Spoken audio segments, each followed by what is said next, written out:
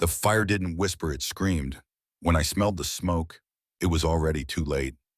I ran, boots slamming against gravel, heart galloping ahead of my legs as if it wanted to outrun what I already knew. The barn roof was the first to go. The orange tongues of fire licked through the rafters like rabid animals, biting and snapping with a hunger I'd only ever seen in war zones, not in the place I called home. There was the sound of wood splitting, beams groaning under the weight of their own collapse, and the air thickened with a bitter mix of gasoline and betrayal. My cattle were bellowing from the far pasture, their cries sharp and confused in the smoky chaos, but my feet stopped. I couldn't move another inch. It wasn't just the fire that burned me, it was the note, a small white rectangle of folded paper fluttering in the wind, stuck right to the main gate with a piece of duct tape. 5 words, black ink, capital letters, "You should have joined the HOA." I stood frozen, staring as if the flames would make the words fade. But they didn't. They stayed. So did the sting in my eyes, not just from smoke, but from the kind of rage that crawls up your throat and makes your voice useless. Let me tell you something, I'm not the type to pick a fight. My name's Cole Harrison, Marine veteran, rancher, quiet man. I don't play politics. Don't meddle in people's business. I live on 160 acres of my own land just outside of Spring Valley, Montana, where the sky is honest and the wind still speaks truth. I don't ask for much, just my cattle, my land, and enough peace to hear myself think. That used to be enough, until Eagle Ridge Estates showed up a mile down the road. At first, I didn't think much of it. New houses, tight lots, shiny mailboxes. Let them build, I figured. I had enough land between me and them to pretend they didn't exist. But they didn't return the favor, especially not their queen bee president, Karen Whitmore, mid-50s, pearl earrings, designer pink sweaters, and a clipboard like it was an extension of her soul. She showed up at my gate one morning with a smile that felt more like a threat wrapped in lipstick. "You'll need to register with the Homeowners Association," she chirped, tapping her paperwork through the gate bars like she was handing out subpoenas. Eagle Ridge is now the governing body for properties within a 2-mile radius. I blinked, looked behind me at the hay-dusted fields and open sky, and then back at her. "Excuse me, all landowners within the boundary must join," she said. "Sweet as cyanide, dues are $800 a month, and you'll need to comply with our landscaping and noise regulations. No livestock within 300 feet of the road, no wooden fencing, no gunfire." I stared at her like she'd just told me gravity no longer applied. "Ma'am, this is a working ranch. That's like telling a firefighter not to use water." She sniffed. "Then perhaps this lifestyle isn't right for this area anymore."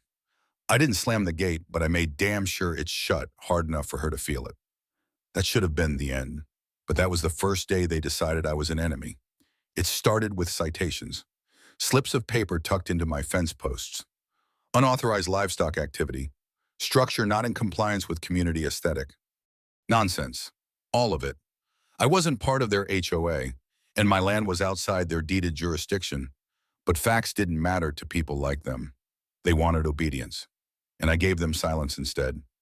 Then came the drones, little buzzing bastards overhead at dawn, filming me feed the cattle, checking my perimeter. I shot one out of the sky and traced the remains back to Brad Tucker, a retired insurance agent with too much free time and not enough moral compass. When I confronted him, he said it was just for neighborhood safety. I told him the next one wouldn't fly home. He laughed. The next day, he wasn't laughing because I kept my word. After that, the real harassment started. Dead rattlesnake in my mailbox.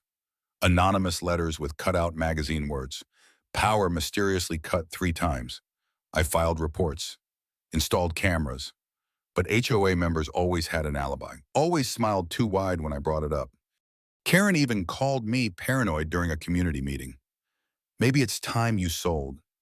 "Cole," she said, like she was offering me mercy. I was patient. I was kind. Hell, I even invited a few of them over for a free Veterans Day ranch tour. A couple showed up, gave me polite nods, said how peaceful the place felt. But the HOA leadership, they weren't interested in peace. They wanted control, full control.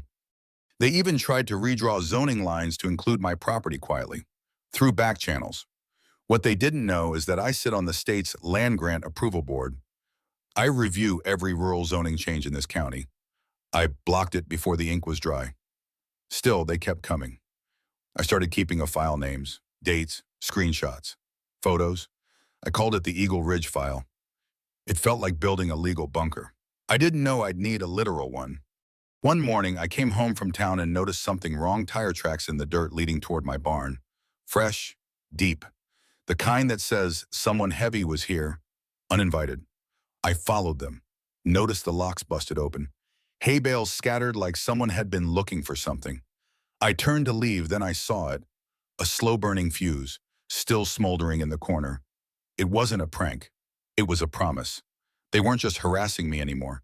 They were planning to erase me. I called the sheriff, filed another report. No cameras caught faces, just shadows. Karen said I probably left something flammable lying around. She smiled when she said it, like it was a game. 3 nights later, I woke up in the old cabin behind my main house, eyes burning, throat dry. I opened the door and the world was on fire. The house, the barn, my truck's tires slashed. Smoke coiled into the sky like a funeral prayer. I grabbed my rifle and my dog, Ranger, and ran for the back hill. From there, I watched everything I built, everything I bled for, collapse into a pile of glowing ash. And then came the note. You should have joined the HOA. Folded, taped, like a goddamn invitation to hell. They thought they burned down a ranch. But what they really did was wake something I hadn't felt in years. That kind of stillness before a sniper squeeze. That weight in your chest when you know the mission just changed. I wasn't just a man anymore. I was a fuse. And they had just lit me. I pulled out my phone, hands shaking, voice low. Activate Plan B.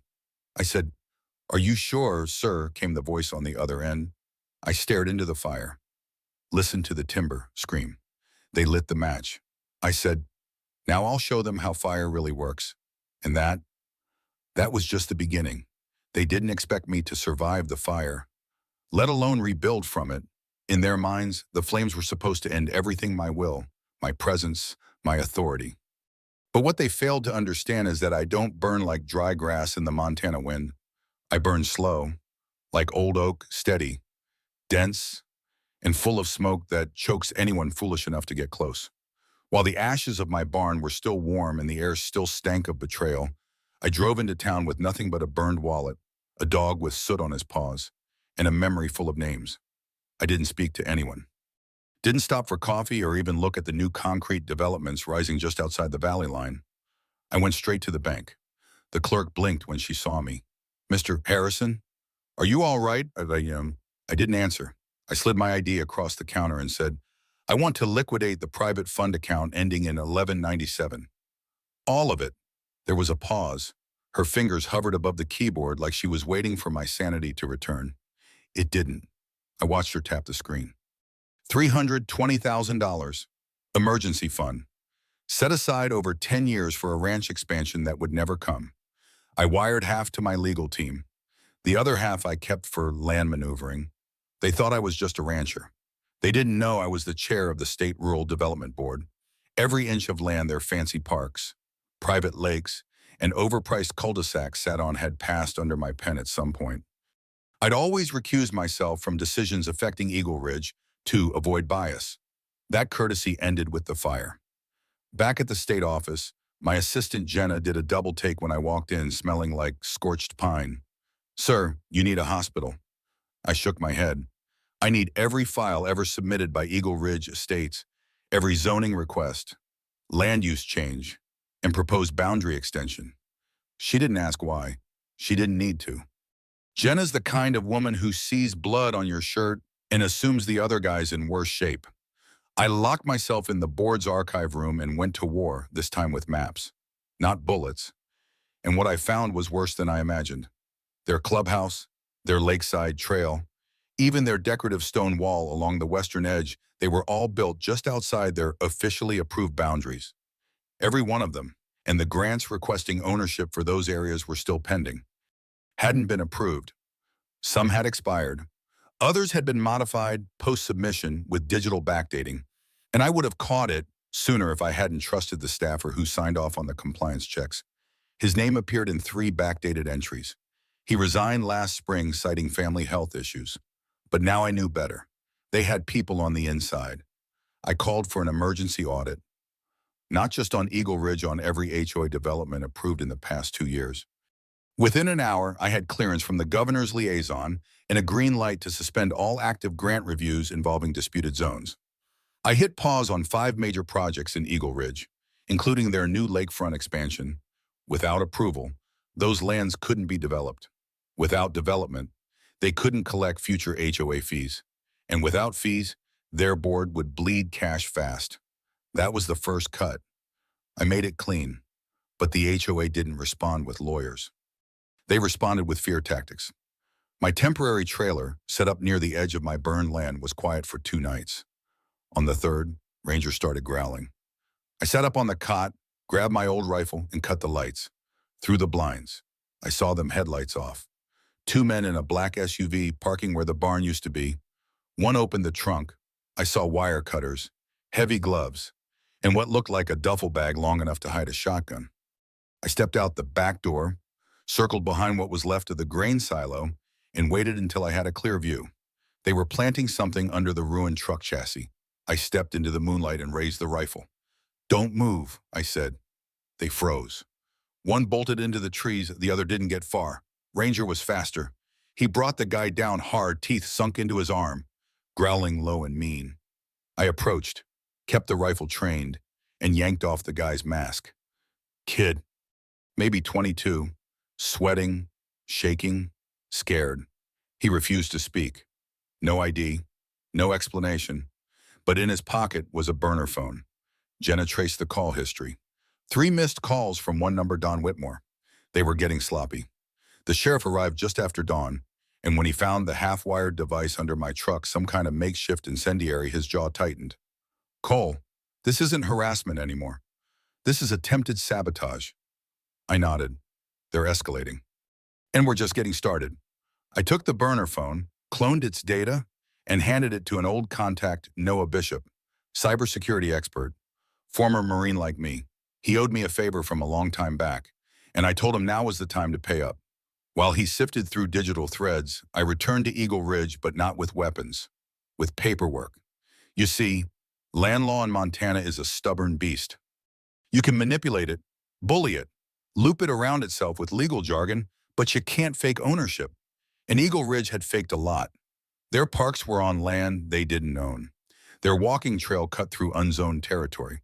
Their dock, it dipped into public water without a permit. So I filed an emergency land misuse report. 1 folder, 79 pages, photos, drone footage, timestamped survey maps. The moment it went in, it triggered a statewide freeze on their development. No construction, no repairs, no sales. I expected a legal rebuttal. Instead, I got a visit. She came at noon, Mr. Karen Piano, pink sweater, pearl earrings, lipstick like a razor blade. "Cole," she said with a tight smile. "Terrible what happened. Just awful." I didn't speak. She fidgeted, then added, "You don't really think the HOA was involved, do you? That Brad character acted alone?" I raised an eyebrow. "Funny. No one mentioned Brad yet. Except you." Her face twitched. Then she dropped the act. "I heard you're trying to shut down our entire development. That would be a mistake." I stepped forward. "You already made yours.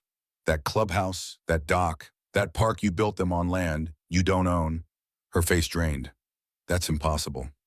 "No," I said, "that's illegal." And then I walked away. She hissed something behind me, but I was already gone. That night, Jenna called. "Sir, Brad's been bailed out." "By who?" "Don Whitmore." I felt a chill, but it wasn't fear. It was confirmation. Don wasn't just a funder, he was a general. And just as I finished processing that, a boom split the silence outside my trailer. I ran out. Flames rose from the backup generator near my water tank.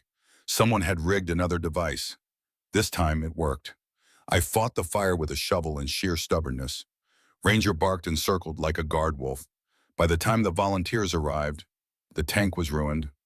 Water gone, power gone, but what burned brighter than the wires was my resolve. The next morning, I took every file I had video of Brad, maps of illegal structures, burner phone logs, and submitted them to the State Review Board. It triggered another wave of construction cancellations, pending seizures, forced investigations. Eagle Ridge was losing ground fast, and I wasn't done. 2 nights later, a black SUV parked again. This time, they brought more than wires. They brought metal rods, zip ties, and another bag longer, heavier. I didn't wait for them to act. I acted first, caught one, unmasked him, found the burner, the number that called him Don Whitmore again. They weren't trying to push me off the land anymore. They were trying to erase me, burn me, kill me. But I had something they didn't. A memory like a vault, a board seat with teeth, and a voice that didn't shake when the fire started. They wanted war, so I gave them fire, the kind that burns with law, and it had just begun. By the time the third explosion came, I no longer flinched. It was late, just past midnight, and I'd been cataloging evidence by lantern light in my trailer when the blast shook the windows. This one wasn't near the generator or the truck. It came from the edge of the southern fence line, where I'd set up a backup well pump weeks prior. Ranger shot up from his blanket, snarling low, ears up like antennae tuned to danger. I didn't even hesitate. I grabbed the flashlight and the Colt 45 from under my desk and stepped outside. The sky was black, moon hidden behind clouds like even it didn't want to witness what was happening to my land. Flames licked upward from the busted pump housing, throwing shadows across the ash-stained ground where my barn used to stand. I crouched low, scanned the tree line, and spotted tire marks in the dirt again, fresh, deep, too clean for ranch traffic. This was precision. This was military planning, or damn near close to it. They weren't just sending thugs anymore. They were sending professionals. That same night, Jenna called again. Voice tight, clipped. Cole, we found something in the HOA's archive. You need to come see this. I drove into the Capitol before dawn. The streets were empty, headlights slicing through morning fog like knives. When I stepped into our review office, Jenna handed me a thin envelope. We were doing a digital audit of Ridgeline Advisors, the firm tied to Don Whitmore's shell accounts, and this showed up in the metadata of one of their documents. I opened the file. Inside was a scanned copy of a property deed mine. But altered, it claimed I'd signed over my entire ranch 3 months ago to Ridgeline.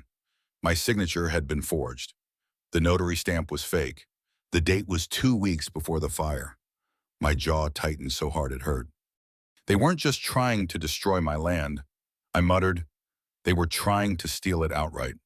Noah Bishop had already been working around the clock tracing transactions and digital footprints, and when I handed him this new document, he paled. Cole, if this had passed without detection, they could have transferred ownership silently. You'd have come back to court orders evicting you from land you technically sold. His voice dropped. That's real estate laundering. Grand theft on a federal level. I knew the implications, but all I could think of was that note on my gate. You should have joined the HOA. It wasn't a threat. It was a blueprint. I filed a formal complaint to the state's fraud division, but I didn't stop there. I drove straight to the governor's office.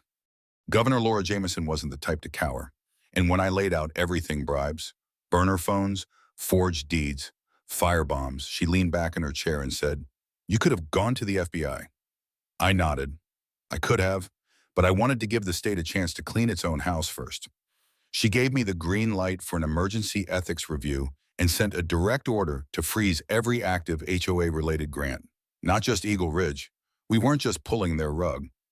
We were ripping up the floorboards. 2 days later, while I was still setting up surveillance around what remained of my ranch, a new face appeared outside the sheriff's office, a woman, maybe mid-20s, hood up, hands in her pockets.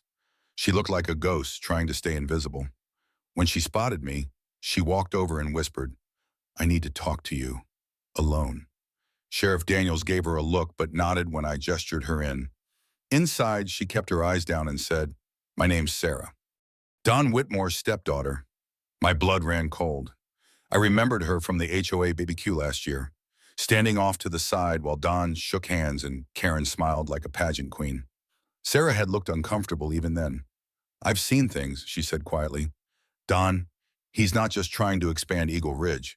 He's using shell companies to flip properties. He pays off county officials to change zoning definitions, and he's been threatening people who resist. I didn't know how deep it went until the fire. She reached into her hoodie and handed me a USB drive. He doesn't know I made copies. I couldn't stay quiet anymore. The drive contained emails, video clips, internal memos from Ridgeline, payoff schedules, meeting logs with coded notes, even pictures of Don with a former county clerk now under investigation for misappropriating land titles. It was the kind of evidence that cracks investigations wide open. But one name stood out more than any other: Gregory Coburn. I hadn't heard that name in over 2 years. Gregory had been the State Land and Development Commissioner before he'd suddenly retired citing health concerns. He was my old boss, a man who never smiled unless it served a purpose. He was supposed to be living quietly in Arizona. According to the documents, he never really left. Don answered to him. And Gregory. He was the architect behind a statewide scheme to quietly absorb valuable rural land, using HOA disputes as cover. They targeted independent landowners like me, loners, vets, older families, people unlikely to have the resources to fight back, people they could bury under paper. I didn't sleep that night. Instead, I drove out to a fire lookout tower tucked deep into the hills, abandoned since the 70s, now just a shell of what it used to be. Sarah met me there, eyes darting. She confirmed what I already suspected the night of the fire. Don hadn't acted alone. He had help from law enforcement, from land reviewers, from people like Gregory, who still pulled strings from behind curtain after curtain. But he never expected you to survive, she whispered. You weren't supposed to be in the cabin that night. You were supposed to be in the house. That's when the scope of it all fully hit me. This wasn't about HOA dues or some power-hungry neighborhood president. This was about empire building, about the slow, quiet theft of land across a state too proud to imagine it could be owned from the inside out. They weren't fighting a rancher. They were fighting a witness, a problem, a variable they hadn't accounted for. I took the evidence to Jenna and Noah, and we prepared the release. This time, there would be no internal reviews, no sealed reports. We would go public press conference, full documents, names, dates, everything. We made backups, distributed copies to friendly reporters, legislators, veterans groups. When the news broke, it hit like a thunderclap. Local media exploded. Former commissioner tied to land theft scandal. Governor orders full audit of HOA activity, statewide. Rancher survives fire. Uncovers criminal empire. But we hadn't reached the end yet. A single round tore through the window of my trailer the next night. I had just leaned down to zip my coat when it passed through the space my head had been a second earlier. Ranger barked furiously. I hit the floor, crawled to the far side, and peeked through the slats. A figure stood near the tree line, hood up. Rifle raised again. I had seconds. I grabbed Ranger and bolted through the back door into the woods. I knew the trails. They didn't. We slipped through a dry creek bed and made it to the storm shelter near the old orchard. Locked ourselves in, waited until sunrise. When the sheriff's men arrived, they found 308 casings. Same caliber used by military-grade rifles. Tire tracks led toward Eagle Ridge. This wasn't random, Daniel said grimly. They're trying to end it before it goes federal. But they were already too late. By the end of the week, federal agents had launched parallel investigations. Gregory's house in Kalispell was raided. Empty. He was gone, but we were closing in. Sarah had given us one last breadcrumb, a wire transfer set for a remote lodge in Idaho, under the name George Carroll, and just like that, the final piece fell into place. Gregory Coburn, the mastermind behind it all, had been hiding in luxury, waiting for the smoke to clear. We caught him in a robe, drink in hand. When the cuffs clicked on, he muttered one sentence that I'll never forget. Tell Cole he only won round one. I looked up at the sky that night. No smoke, no fire, just stars. But I didn't feel relief. Not yet, because I knew what men like Gregory do. They vanish, they rebuild, they wait, and that meant I had to stay ready. Because if there's one thing I've learned in this fight, it's that fire always leaves embers. And some embers wait a long time before roaring back to life. The day we caught Gregory Coburn wasn't the day I slept again. It should have been. It should have felt like closure, like the final lock clicking into place. But it didn't. That's the funny thing about people who operate in the shadows. They leave copies of themselves in other men's suits, other names, other bank accounts. Gregory was the architect. Yes, but architects don't work alone. They have builders, and I hadn't even seen the blueprints yet. The morning after his arrest, I stood out near the edge of my rebuilt fence line, a new roll of barbed wire under my arm, and watched the sun rise over scorched ground that still held memories of the fire. Ranger paced quietly beside me, ears alert. That morning, there was no wind. The air felt too still, like the land itself was holding its breath. Then Jenna called, "Cole, I need you at the Capitol." Now, her voice wasn't just tight, it was scared. I didn't ask questions, just threw on my coat, locked the gate, and drove. She met me in the underground archive room, eyes bloodshot, hair in a bun that looked like it had been thrown together at red lights. She handed me a folder thicker than the last. This came in through a whistleblower tip line we set up last week. Anonymous, but it's bigger. I opened it. Inside was a full land annexation plan labeled Eagle Ridge West, Phase 2. It showed maps of the entire valley, my ranch, the Johnson Farm, Crenshaw's Orchard, even the old church that had stood since 1892. The documents weren't just proposals. They were formatted like approvals, pre-signed, stamped, dated months ahead. At the top of every page, a new name appeared: Ridgepoint Civic Development Coalition. I'd never heard of it. Neither had Jenna. We ran it through the state database. It was a shell company registered in Nevada, with its listed agent being a man named Daryl Vicks. That name hit me harder than Coburn's. Daryl had once been my commanding officer, a retired colonel. I hadn't spoken to him in over a decade. I remembered him as fair, ruthless when needed, but never corrupt. And now he was fronting a company designed to finish the land grab. Gregory started. I called Noah. He ran the name through federal contractor logs.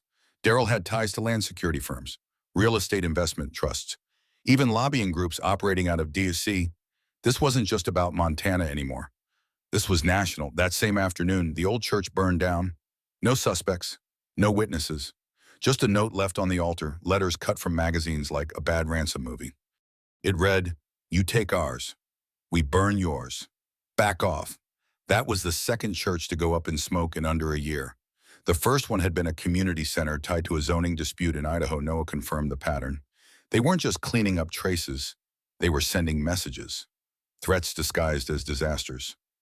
I drove straight from the fire scene to the county recorder's office. I demanded access to every land title filed under Ridgepoint in the past 12 months. They tried to stall. Said the clerk was out sick. Said the system was down. I knew stonewalling when I saw it. I left, got into my truck, and called the governor directly. "Laura," I said, "we're not just talking fraud anymore. We're talking organized land displacement coordinated, cross-state, maybe even interstate racketeering." She didn't hesitate. "You have full clearance. Whatever you need." I went back in that night with 2 state troopers in subpoena authority. Inside, I found deeds that made my blood run cold, properties signed away with forged signatures, elderly ranchers agreeing to sell land days before they were admitted into hospice care, even native land that had been shifted into private HOA zones using zoning overlays that hadn't been publicly voted on. I gathered everything, dumped it into a drive, and took it straight to the AG's office. "If this doesn't go federal," I said, "we're not just complicit, we're collaborators." The assistant attorney general nodded. No expression. "We'll get this to the feds immediately. But Cole, you need to be careful. If they've burned churches, what do you think they'll do to you next?" I didn't wait to find out. I turned the spotlight back on them. That night, I filed an emergency petition to open all Ridgepoint-owned properties in the Eagle Ridge area to public access under rural land dispute laws. The next morning, my rancher neighbors were riding ATVs through the same trails where the HOA once posted private property signs. Karen Whitmore, now stripped of all formal title but still clawing for relevance, showed up screaming at the sheriff, waving a cease and desist order that had no legal teeth. "You can't let this happen," she shouted. "They're destroying everything." Sheriff Daniels looked at her, deadpan. "You destroyed your own legal standing when you built on land that wasn't yours." She turned to me, voice trembling with venom. "You're going to regret this." "Cole," I just smiled. Not yet. But you might. 2 nights later, they tried to wipe the record. I was reviewing video submissions when Jenna called me again, panic in her throat. We just got an alert. Movement inside the Eagle Ridge clubhouse. Unmarked SUV. 3 individuals.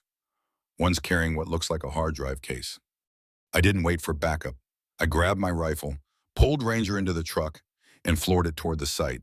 I parked 200 yards out and moved in on foot. The side door had been forced. Inside, shadows flickered across the window panes. Don Whitmore, pacing.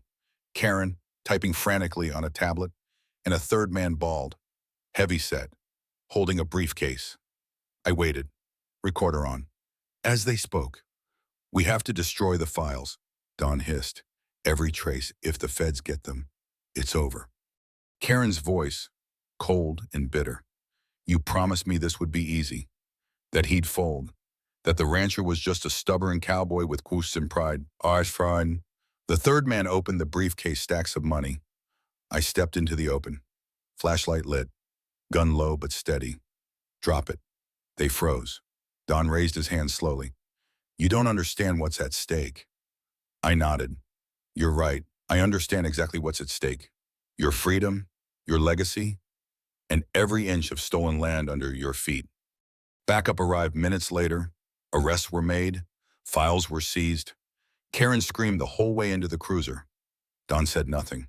But the bald man, the courier, I knew his face from old security briefings. He used to handle logistics for a private contractor overseas. This was deeper than HOA nonsense.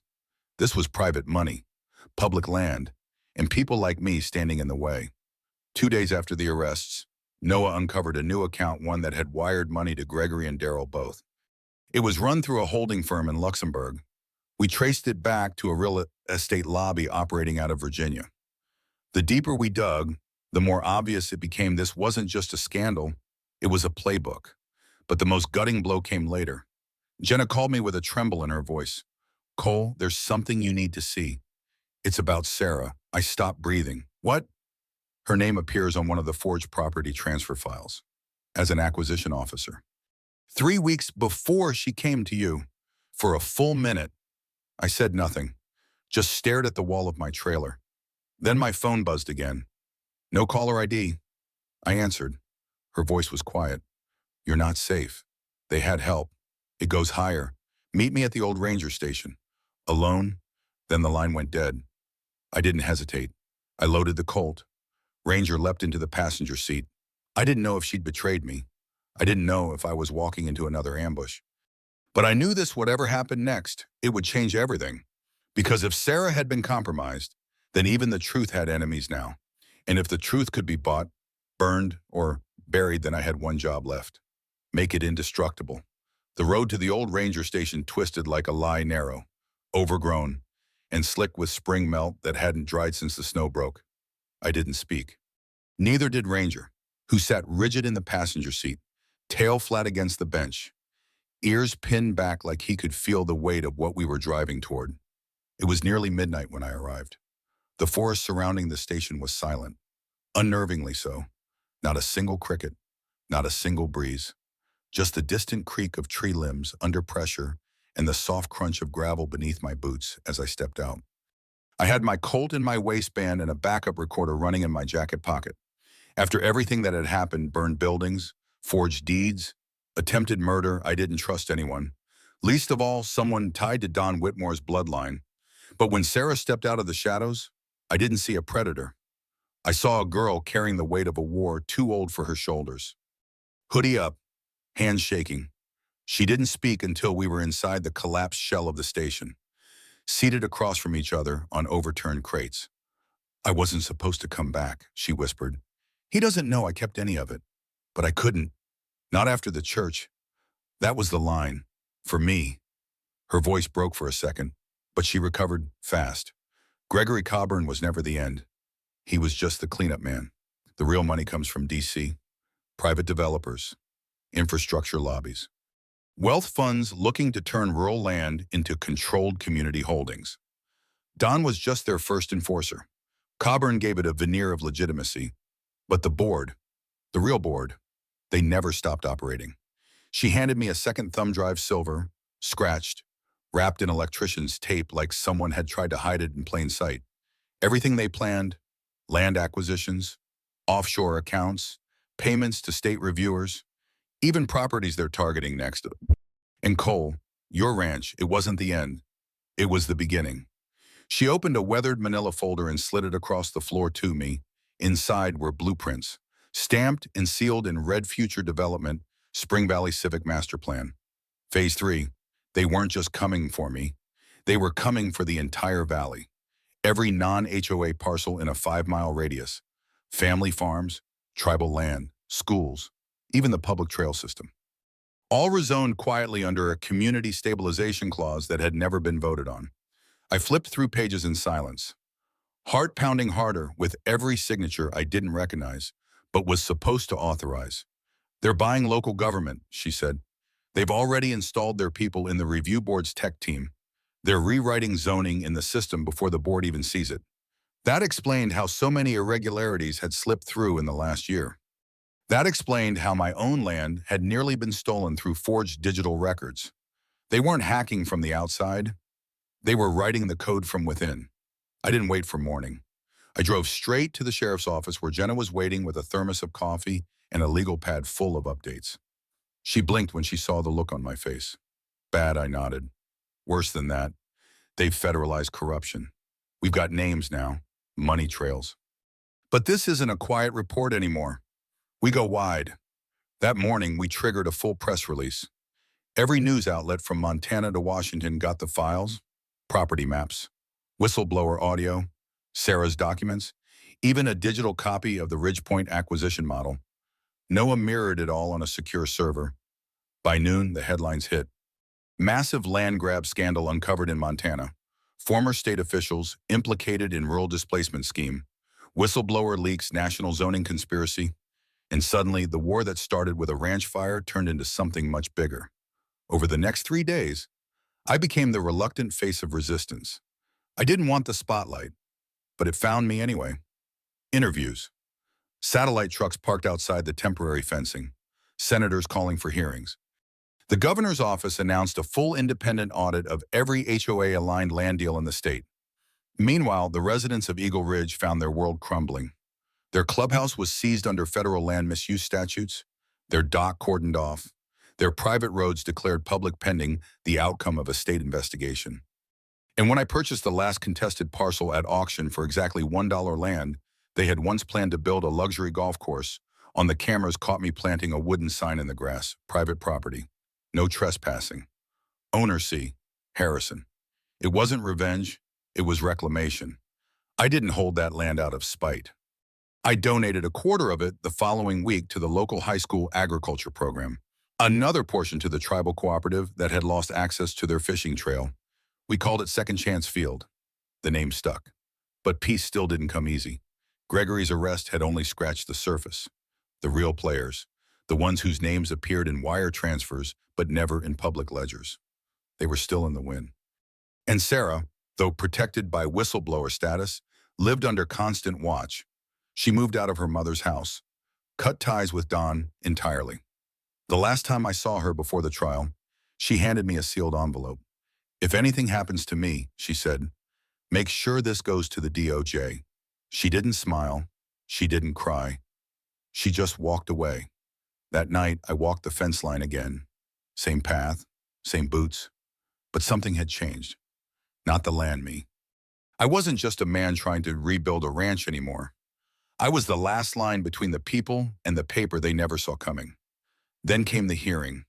The state convened a full public tribunal to address HOA abuses, with dozens of victims flown in to testify. Elderly couples forced to sell their homes under false liens. Disabled veterans denied permits for wheelchair ramps. Farmers fined for growing vegetables outside aesthetic compliance zones. I took the stand last. Wore my old dress uniform. The metals felt heavier than they used to.